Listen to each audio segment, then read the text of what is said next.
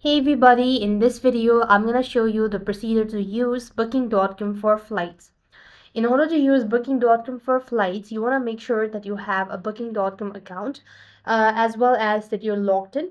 Now, to begin with, at the top of the page, you will be able to see stays, car rental, taxis, all that, right? So what here you need to do is you just want to make sure to go to the stays section, and here at the top you will be able to find flights.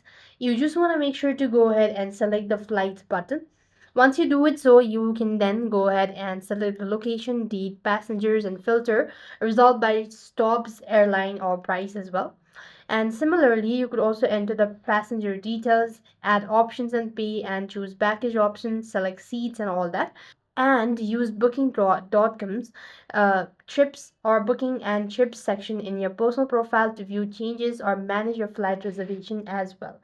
And that is how you're supposed to look for flights, or that is how you can use booking.com for flights. I hope the video was helpful.